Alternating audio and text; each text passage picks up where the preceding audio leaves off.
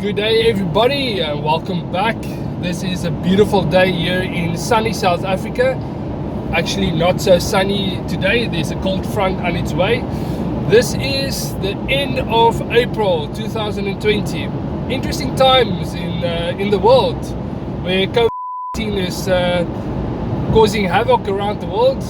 Fortunately for me, I'm in essential services, food production. As you can see, there's just a couple of vehicles on the road, a couple of crazy reps driving as fast as the vehicles can go.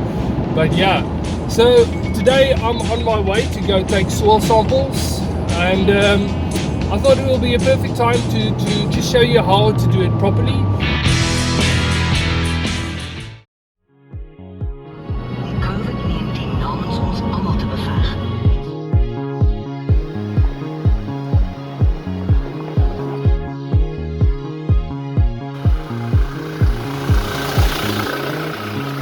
Okay, so right, I've arrived on the farm. So first things first, just the tools of the trade. So I'll show you quickly. First thing, bucket, we'll need that. The bag in which we'll put the sample in after we've mixed it in the bucket. And then soil auger. There's two different types that I specifically use. This is generally the normal one that you can find a lot. And let me just put it here. And then this one here, this bad boy, this is brilliant for sand. That one is better for rock. As you can see, we've got really rocky soil. So on this farm, these blocks are really, they're quite narrow. They don't go in that far, but they're long. So how we go about that, we start at the fifth row, 1, 2, 3, 4, 5. And then we go in 3 poles, 1, 2, 3, and then 3 poles from the top, 1, 2, 3. We take the second one. So then we'll do that again. In the middle there's a row that we take, and then from the side we'll take from the 5th row in, and the same principle as we did here. So all that then gets mixed into a bucket, and after we mixed it thoroughly, we will then put it in a sample bag. So I'm going to show you how we do this here. Very simple. Like I said, 5th row, 1, 2, 3, 4, 5, and then 3rd pole. Let me just get through here without decapitating myself. So 1, 2, and then 3. Now these guys have they make use of drip irrigation. So the water, the fertigation, or the water with the fertilizer will come through the drip here, and it will drip here in the soil. So with drip irrigation, you want to focus on taking the sample exactly where the water drips, because that's where your concentration of your roots will be, firstly, and secondly, that's where your fertigation goes through. When you have microjets, you're going to have a better even spread on the you're gonna have a better even spread of your water. So you must just focus on taking the sample anywhere where you get a thorough wetting of your irrigation system.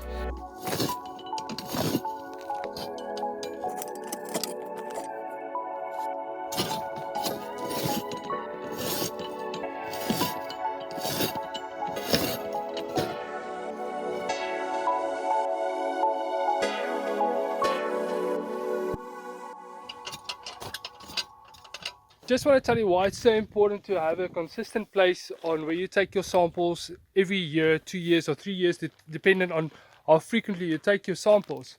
Like for instance, what we said here, we take it on the 5th row, 3 poles in. So what we're going to do here is, now we're going to mark this pole. Usually what we do is we take red paint, we paint this red here, and on the pole on the inside we just paint a little bit of that white. So now in 2 years time we can come again and take the samples in the same spot, and that just gives a consistency so that we don't have too much variation in the soil. Because we have a lot of variation in the soil, that we can actually put those samples then on a graft, compare them with each other, and see if we're working in the right direction regarding the soil amendments and the fertilizer program, and just see if we are accurate. Not just that, but we can then come back in 2 years' time, draw the samples at exactly the same spot, and then with the analysis as we get that back, we can put it on a graph and we can compare the results with each other. And with that, we can see if we are working in the right direction regarding the soil amendments and the fertilizer program that we are applying on this farm. Another thing that I want to mention is a lot of times as you taking the samples, like for instance with this hole, what happened here was, as I took as I went in the second time, I hit a rock, and this being sandstone is not that much of a problem, but especially if you're on shaly soils, as the auger goes in, it grates on the rock, and with shaly soils it can cause that you can get a contaminated reading, or you contaminate the soil by the graded rock that goes into it, because there would be a lot of sodium in that analysis, for instance, then. Or you can hit an ant's nest, and that will give you a totally contaminated reading on that hole. So just for the sake of being accurate, because we determine our whole fertilizer program on this analysis, or it plays one part of the analysis, we need to be very cautious when we take the samples to have it as accurate as possible. Okay, I'm now finishing with taking the samples in the one block. So we mix it thoroughly.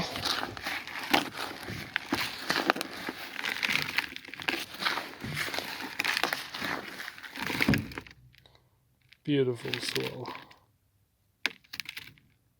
Yeah, and then we just put it in the sample bag. Okay, so what I do is I take out most of the big rocks, and when I'm saying big rocks, I'm talking about rocks like this. I don't need this in the sample. Obviously, with compiling the fertilizer program, we take note of the percentage of rock in the soil, and this is the amount of soil I want. According to the labs, they want about 150 grams, but I have had experiences where the sample came back and we weren't happy with the analysis. It just didn't add up or didn't make sense. So we asked for reanalysis, and if they don't have enough soil, then you'll have to drive out and retake the sample and send it out.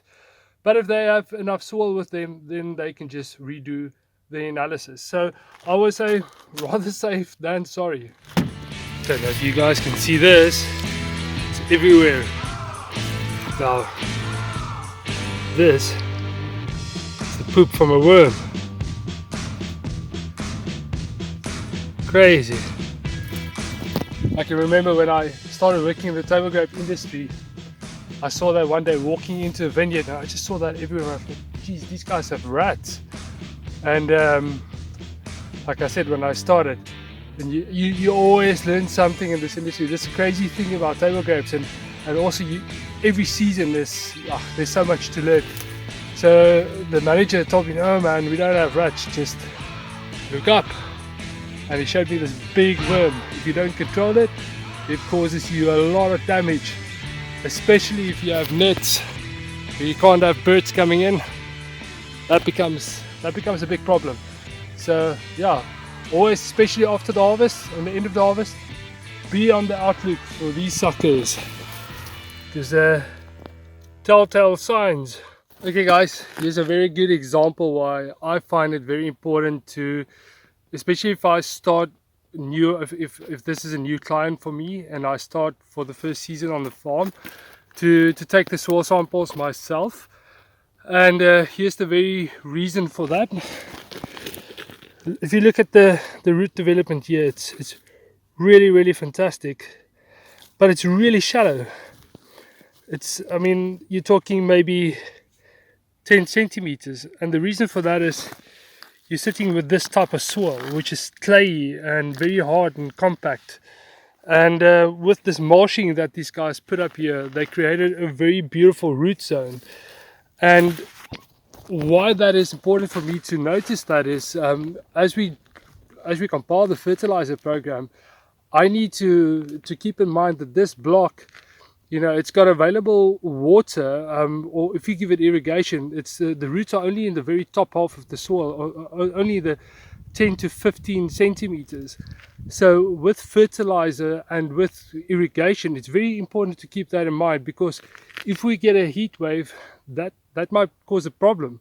Or if you fertilize incorrectly, you might have periods where where the fertilizer just moved past the root zone too quickly, especially if you over irrigate. So yeah, if you've been on the farm as or if you know the farm quite well, and you've been actively involved with the farm for a couple of seasons, then yeah, if the guys want to take the samples themselves, if they do it correctly, it takes a lot of weight off your shoulders. But this, it's very important to see. This is a crimson block, the end of April, so the leaves are already starting to fall off, and taking a sample here started, and just look at this amazing root activity. So obviously with this activity you will still get uptake of nutrition and water. So beautiful. Alright guys, what a nice and fun day of running around and taking samples. A nice and physical day for me. Like I said, taking the samples and getting the analysis is only one of the pieces of the puzzle to compile a fertilizer program. In fact, I thought about maybe with the next video I'll share with you all the information that we use to compile an accurate as possible fertilizer program, all the different types of analysis we take during the season, and also the types of tools that we use to compile the fertilizer program. So guys, thank you very much for spending this time with me, and I do trust that this information finds you well and that you can use it. And please remember to like and subscribe my channel, and I'll see you on the next episode.